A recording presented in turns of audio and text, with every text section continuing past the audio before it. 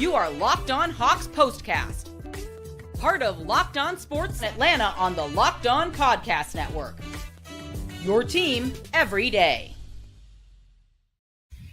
Welcome to the Locked On HAWKS POSTCAST, your home for the best Atlanta Hawks talk and local insight you can't get anywhere but right here at Locked On. I'm your host, Tenitra. Batiste. Alongside me is NBA and college basketball analyst DeShaun Tate. Today's episode is sponsored by Game Time. Download the Game Time app, create an account, and use code LOCKEDONNBA for $20 off your first purchase.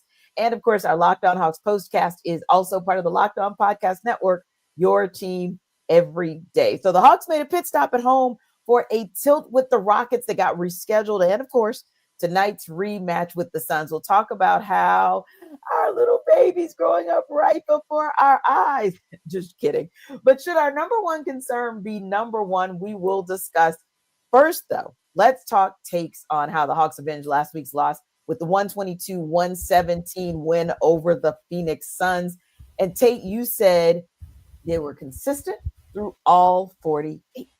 That they were, Tenitra. And when you start considering the fact that they, score 30 plus points in 3 of the 4 quarters, the one that had me a little bit concerned and on the ropes a little bit was the one that they didn't, still was consistent enough to be able to not, get drugged through the mud in the third quarter for whatever reason. I think we've been talking about the same particular quarter every single season. It feels like that they just don't sometimes come out with the same intensity out of the locker room that they did when they first came out of the locker room in the first quarter.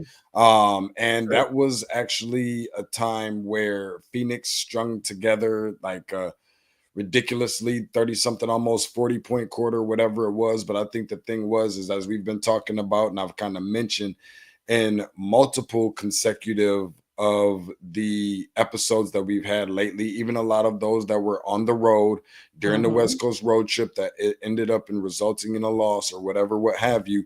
Yeah. It just looks like they still stuck to their guns. They were willing to win, lose, live, die, whatever the case may be, by the brand of basketball in which they play. Sometimes you see them kind of veer away from that. Other teams start shooting the ball from 3 like crazy. All of a sudden, they get dragged or roped into that type of mentality all of a sudden, and then the Hawks start playing the other team's game, and then that's what ultimately ended up resulting in a loss. The Hawks have just been sticking to their game plan. I think that a lot of that is a credit, obviously, to the players because they're the ones putting the ball in the hoop, but even more so because of, also the coaching staff for even getting guys to even be able to buy in and coming together with a game plan. So I know that we're going to talk about that a little bit later on too, but I think even more so the fact that the Atlanta Hawks ended the third quarter on a 14-3 run, that same quarter that they didn't play or defend nearly as well, yet still ended up stringing together a 6-0 run at the beginning of the fourth too. So when you start adding those things together, it's good to see that they can end one quarter and start another without even appearing as if they skipping a beat. Yeah, I would agree with you on that one. And I think we've seen them stick to that game plan way more often than not this year. And that's something that I like as well. If I think about the 20-19 record, I can still say probably 30 or maybe 29 of those 39 games, I saw them very much so sticking to the script. Now, sometimes the script just didn't work because that team outshot them. That happens. Ultimately, I'm really impressed with the fact that they've stuck to the plan more often than not. And I think as often as you can stick to the plan, that's a good thing because then you are embracing your DNA and then it just becomes stronger and stronger and you start to see all of those things as a strength. So yeah, I like what we're seeing out of them. And I liked what we saw even down to, like you said, the all 48, even down to the final few seconds, and even going back to that third quarter where it was a little scary, but not super scary because 31 points in a quarter is not that big of a deal in this NBA where teams are just scoring at will. I think 31 points was still not bad for what they were able to hold the Suns to in the third quarter. And they were only outscored by 6 points and then ultimately ended up outscoring the Suns and outscored them in 3 out of 4 quarters to be exact. But yeah, going back to those last couple of seconds in the game, you saw Trae miss a 3, and Beat Krejci was fighting for a rebound. And although he didn't necessarily get the credit, the assist kind of went elsewhere, but it got, and we'll talk about Gary Bird in a minute, but it got Garrison Mathews at that 2:59 mark. And as our guy Steve Holman would say, bang. And the Hawks went up by 10. And even when the Suns tried to get close, the Hawks never really looked back. There was a confidence that you saw in that last 2 minutes and 59 seconds from that particular play, where they played like the team that felt like we're going to win this game. We're going to do what we need to do to secure the game. And so I like that we were able to see that until the actual end of the game. And part of that as well is because they set the benchmark. And the day that I am talking about is the bench. We love it when the bench mob shows up. And the bench mob showed up tonight, led by Garrison Mathews and Onyeka Okongwu. I mean, Garrison Mathews scored 14 points in 7 minutes. 4-5 from the field, 4-5 from 3. And it's like, oh God, Gary Bird is back, because things that you never thought you would say. Right, exactly. That Garrison Mathews scored 14 points in a 7-minute stretch. And the fact that he's been down a couple games. So you kind of wondered, okay, when are we going to see Gary Bird again? And I think this was actually the perfect game to see him, because you got that late scratch from DeAndre Hunter. And he's been a guy who's been giving you a bump at some critical times, especially from the 3-point line. So I think getting that from Garrison Mathews when one of your strongest bench players wasn't available tonight was huge. I also think that it was good to see, you already know where I'm going with this, my guy Onyeka Okongwu do his thing. So again, you look at what Garrison Mathews was able to do in Garrison Mathews went like 27 minutes, Onyeka 28 minutes, and he was the first player in Hawks history to have a 20-point, 20-rebound night coming off the bench. So go ahead. Speaking of things that I just never thought that I would say, right? And while I sometimes get curious, like, hold on, save something for the next game for me, if you don't mind. You know what I mean? Hoping that that's exactly what it is that we will see. A dominating performance, right, by Onyeka Okongwu. Yeah, and I think for me, I'm okay with it. I'm like, no, give me all you got, because he does sometimes go up and down. So in this game, when it did kind of tighten up, and the fact that the Hawks did only win by 5 points, you really needed every point you could get from everybody. So you needed all 22 of those points, all 21 of those rebounds in order to get out of this game with a win. But I like the fact that he did it going 9 of 14 from the field. But I like that he also went 4 or 5 from the free throw line, because as we talk about on this show all the time, can we get the fundamentals together? And the Hawks were not, they were 73% from that darn free throw line. Now, granted, the Suns were only 67%, so that probably saved the day. But I'm glad to say that 4 of those points for Onyeka came from the free throw line, because that meant that at least one guy was taking the fundamentals seriously tonight.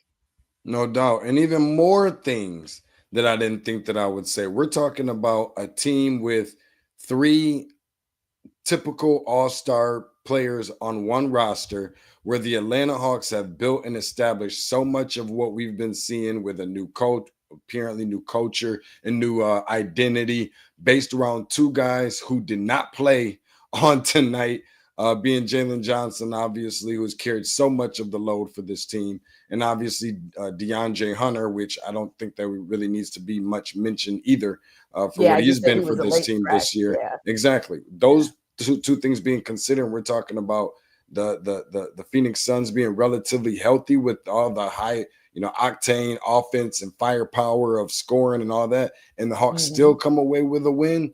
I mean, that's definitely going to go down on the season. I don't care what happens between now and the end of the year as one of the best wins of the season, not necessarily just by looking at it on paper, but the way that they did it. You'll have to go back and see who did and who didn't play to determine that.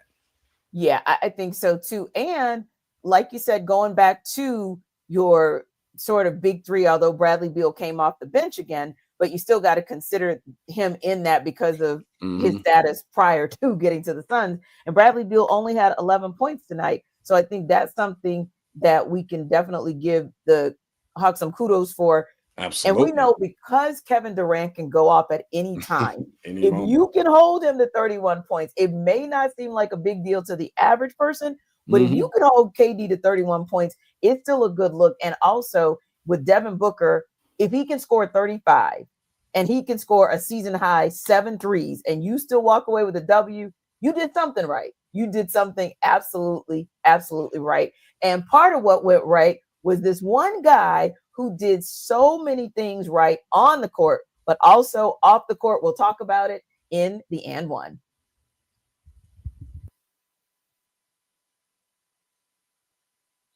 This episode of our Atlanta Locked On Hawks postcast is brought to you by Wayfair. After the holiday hustle, there's nothing like giving your home a little TLC. I always find that decluttering and refreshing my space helps me get back into a routine, whether tidying up, clearing out, or maybe you just want to give your space a new look to start the year. Wayfair has everything you need, all within your budget. So currently, I'm looking for some new furniture, right? Just a few things to kind of spruce up the at-home studio. And I got to say, Wayfair does have a huge selection that makes it easy to find pieces that fit my style, my budget, and I'm sure it will do the same for you. And free and hassle-free delivery, even for the larger items, I think that's a good look. So give your home the refresh it needs with Wayfair. Head to wayfair.com right now. That's WAYFAIR.com. Wayfair has every style for every home, every style, and every single home, no matter your space or budget. Check it out at wayfair.com.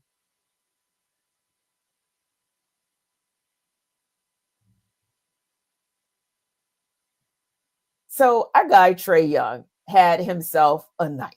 Trae had there's so many kudos. It's almost like, where do you begin? But let's just start with the stat line. Trae had a commanding performance tonight, definitely decided he was going to shoot the lights out of the place and take over. And it's funny because as I was listening to some shows today, that's what everybody was saying as they were thinking about the possibility of having a short roster to suit up. Hey, Trae, just take over. And he absolutely did that. He finished the first half with the first quarter, I think, with 13 points, and then put an exclamation point on it with finishing the fourth quarter with 14 points. So I love it because that goes back to the bookends that you talked about when you said playing for all 48. Yeah. And although nobody played more than 30 minutes tonight, we'll talk about that in a minute, that still was like playing all 48 when you saw that Trae really set the tone for what everyone else did tonight. For me, sometimes, Tenitra, I think that's when you know that you're amongst greatness, is when somebody can have games similar to this one, and it's like, oh, just another, 30-something, 40-something point night by Trey Young kind of deal. And when you start adding on the fact, because that's not only is that necessarily doesn't always feel like a new thing sometimes, but to be able to say it comes away with a win. And that goes back to those narratives that I'm never going to let people forget about when you start talking about play style and everything else and all the things that he does that never equates into adding a number to the left side of the result column. But being able to do it in different ways. We talked a little bit before all the time about, leading an assist and, underappreciated as far as being the distributor and the facilitator that he is. Well, guess what? It didn't appear that way tonight when you look at the box score, but I don't really feel like it. I don't really feel like that reflected in me watching the game. Like, I don't feel like if you would have told me that he had, 12 to 15 assists on tonight, I would have said, oh, it felt very much like he did. So I think it's good sometimes when that vibe and that feel and that energy seems like it's just something that is consistent and persistent. Sometimes I feel like the win helps you not even think about and forget about what somebody hasn't necessarily done and what they have done and things like that. So I don't know if that necessarily made any sense, but it sounded good in my eyes. But I'll tell you another thing though, Tenitra, is that I know that we're going to kind of talk about the growth of Trae Young a little bit, but Yeah. I watched him, and I say this all the time. I've been watching Trae since I was 16 years old, and all the way up until this year, I didn't really feel like it was oftentimes that I felt like I've seen him really grow as a player. Now, some people might look at that kind of as a dig a little bit. Not to me. He was just killing people this same way when he was at Oklahoma and when he was in high school, and he looked just that good. So it's definitely a compliment, but this year is where you can kind of see that it's carving out for him, not necessarily about more, not him understanding it better, but it just seems like it's just different. And it's a good positive and optimistic spin on it for sure. Oh, yeah, because I will tell you, being in the arena tonight, I didn't even really feel like Trae. And when I looked at the final stat line, I literally had to like do a double take. I was like, because of course I had to head home to get ready for the show. So I'm listening to it on the flagship radio station 92.9, and I'm thinking, Trae got 43 tonight?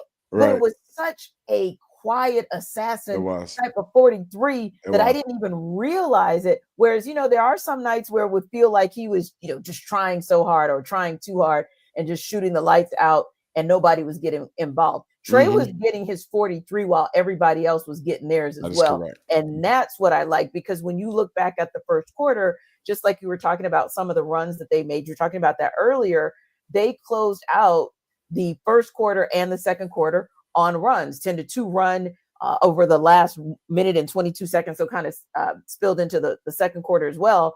And in that moment, Trae accounted for 60% of the team's points in the first quarter. 2 assists, yes. 13 points, yes, but 5 points created from assists. And then you look at the second quarter, same thing. You got these runs that the Hawks go on, and who is responsible for a ridiculous percentage of their points? Trae Young. So that's what I liked about this as well. The more it feels like everybody else is getting involved, and the more it feels like, hey, if Garrison Mathews has the hot hand in the beginning, we'll get it to Garrison. I literally was watching player after player follow Trae's lead, which is get the ball to Gary Bird, get the ball to Gary Bird, get the ball to Gary Bird. So I think those are the little nuances, the subtleties that we have not seen consistently, certainly don't see enough across 48 minutes, but we saw it tonight. And if we keep seeing it, then you'll see this team be able to weather the storm of, like those 2-week road trips that they sometimes have to go on, or weather the storm of having a late scratch like a DeAndre Hunter and still not knowing when Jalen Johnson is actually going to be available. But there were some other areas where Trae showed some maturity that I just had to call out in the best way. So Devin Booker takes a cheap shot with an elbow to Trae. There were only 12 seconds left on the clock. There was really no way that the Suns were going to win this in any shape or form. Granted, Booker might have been frustrated, but the bottom line is it was a cheap shot. Old Trae, the less mature Trae, would have yapped about it, talked to the referees about it, had some conversation with Devin Booker about it, yapped again at the free throw line, et cetera, et cetera. This one went to the free throw line, did his business, kept it pushing. And even when Steve Holman asked on the post-game show, hey, what do you think about that? He was like, I'm already over it. I've already moved on. That is a different kind of Trae.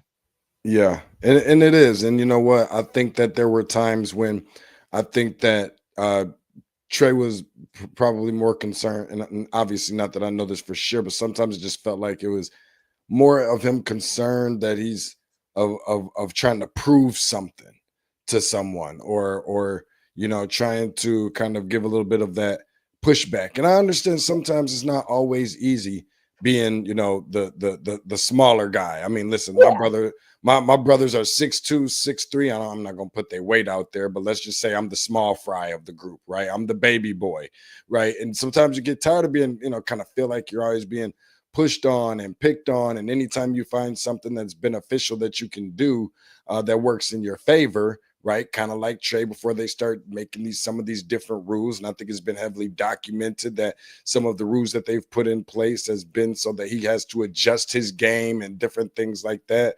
That now they're trying to do any and everything to try and stop you. And these are bigger, stronger, faster every year. He's not the most athletic guy amongst those different things. Sometimes it can get kind of frustrating. Sometimes you can be hot-headed and you got the keys to the city, and guess what? Sometimes you get furious. Shots aren't always going your way. People are pointing fingers. People are calling you different things, and Coach Killer, you name it, right? Sometimes you just have to learn, and that's just part of life. Just like any of us, our everyday jobs, going about everyday life, we all develop differently. We all learn and grow. Our maturation process is differently, right?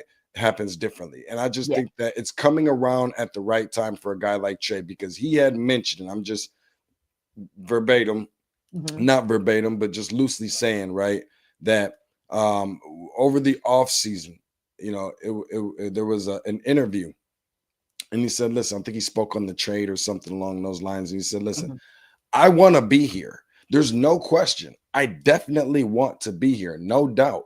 But I want to also win. And it's just good to see that in this whole process of everything, with him growing, obviously the team growing together, him and the coach, their relationship, the guys on the bench, the chemistry, him sharing, him understanding and learning everything about the team, and developing, establishing that camaraderie and chemistry, that to be able to put together a winning pedigree amongst each other, I think has been good. And him knowing how to handle the success and the failures, the up and down roller coaster, I think has been good too. Yeah. I think he's handling it well, and he handles the up and down of what it looks like on any given night, because like he said post game, doesn't matter whether it's 5, 12, or 20 assists, as long as they get the dub, that's what is important. So should our number one concern be number one? We'll talk about that in Who Got Next.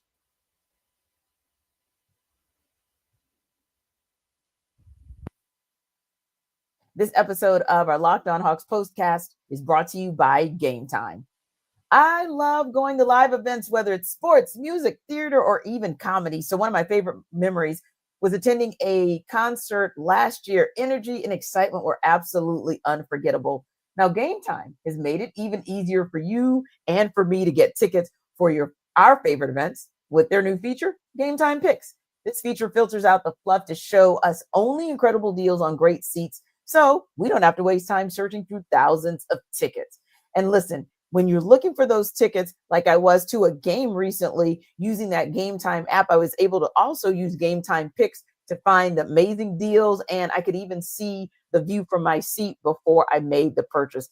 And the super deal is particularly impressive, offering great seats at unbeatable prices. Plus, the app's all-in pricing shows the total cost up front with no surprise fees at checkout. So take the guesswork out of buying tickets with Game Time. Download the Game Time app, create an account, and use code LOCKEDONNBA for $20 off your first purchase. Now, terms do apply, but again, create an account and redeem code LOCKEDONNBA for $20 off. Download Game Time today, because what time is it?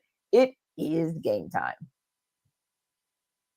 This episode of our Locked On Hawks postcast is also brought to you by Hungry Root. When it comes to grocery shopping and meal planning, maybe you've had this ongoing problem, but you don't have time. Like me, I don't have a lot of time between work, life, and lifing. Trying to eat healthier can constantly be something that stresses you out because you just can't get right with it. You go to the grocery store, you buy things you don't need, you come home and you end up really realizing you don't have time to cook because you spent too much time at the grocery store and you didn't even buy the healthy stuff anyway. So that said, you can get back on track. It's only the 14th day of January, early in 2025. You can do it with Hungry Root. It's a game changer, the easiest way to eat healthy without all the stress. Well, with Hungry Root, it's like having a personal shopper and a nutritionist all in one time. They take care of my grocery shopping. They'll take care of yours, recommend meals and groceries based on tastes and health goals, forming anti-inflammatory to high protein and gluten-free options. And the best part, every meal is ready in 15 minutes or less. So you're going to love Hungry Root as much as I do, because guess what? For a limited time, you get 40% off your first box and a free item in every box for life. Just go to hungryroot.com/lockedonnba and use code LOCKEDONNBA. That's hungryroot.com/lockedonnba. Code LOCKEDONNBA to get 40% off your first box and a free item of your choice for life. hungryroot.com/lockedonnba. code locked on NBA for the 40% off the first box. Don't miss out.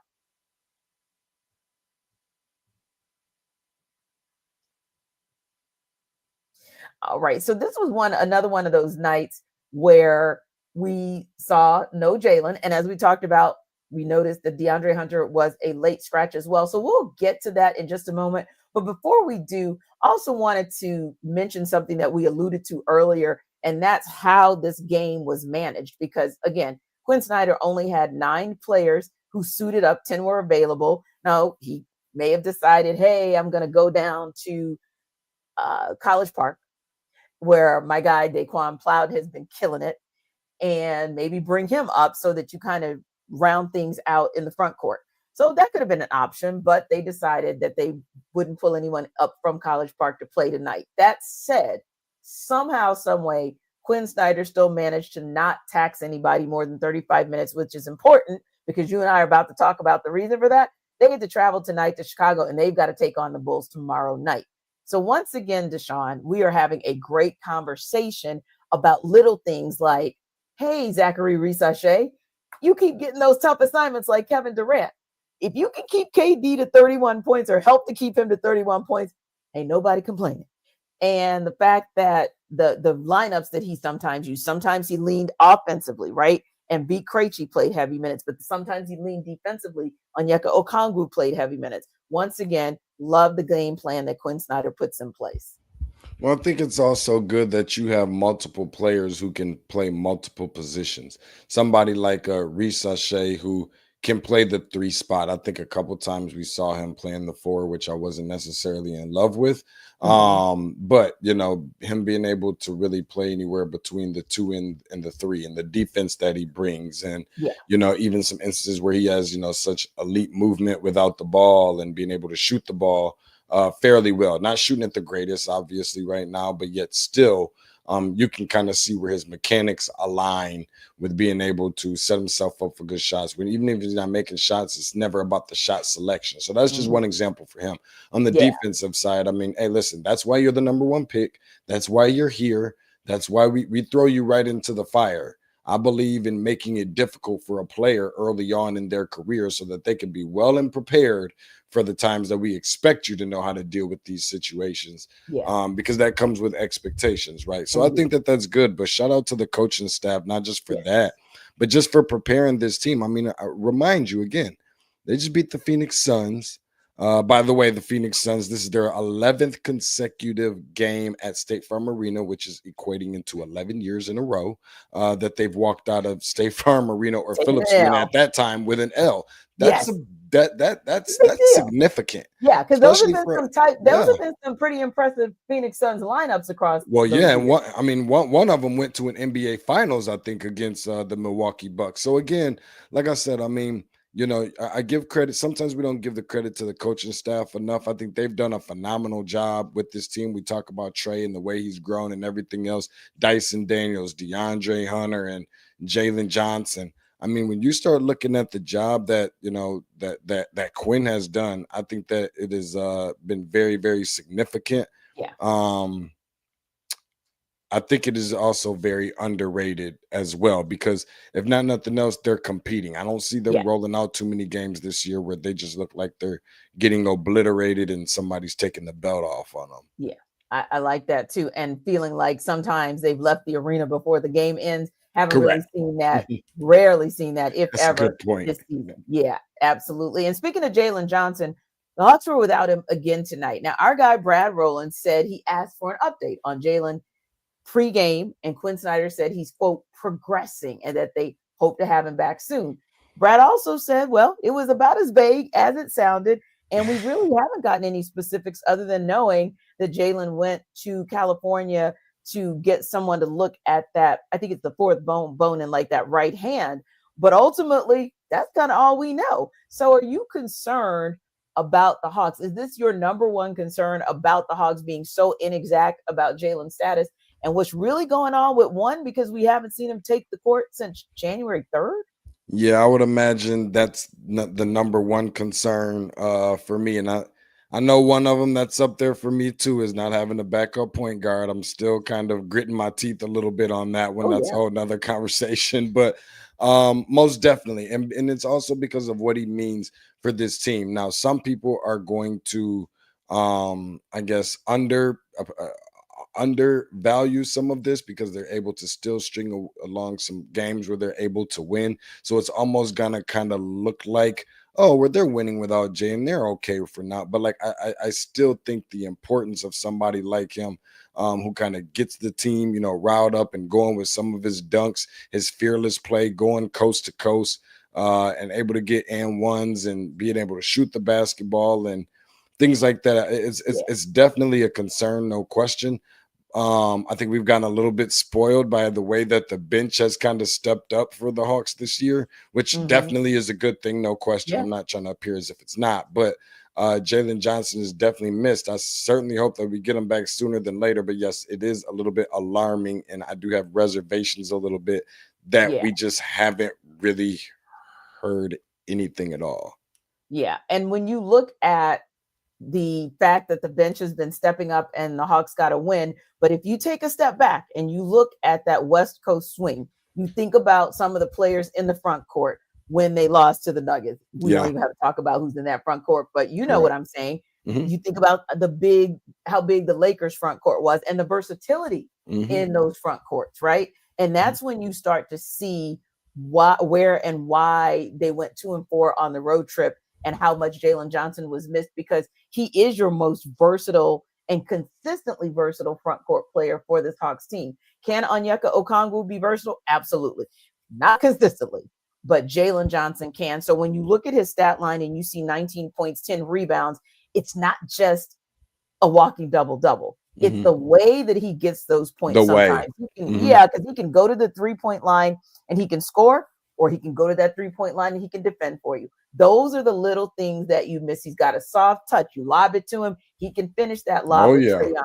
So many things that Jalen can do. And we saw last year, and I don't want to put a bad hex out there or anything, but we saw last year the unfortunate swoon that the Hawks made when they lost Jalen for 26 games. So I'm like you. I will never not look over my shoulder about that backcourt and not having a backup for Trey Young. But ultimately speaking, Jalen Johnson not being available is still the number one concern. Well, the Hawks on a flight to Chicago to take on those pesky Bulls tomorrow, and we hope that they can get a dub, because if they do, they'll tie the season series as they wrap the season series with Chicago.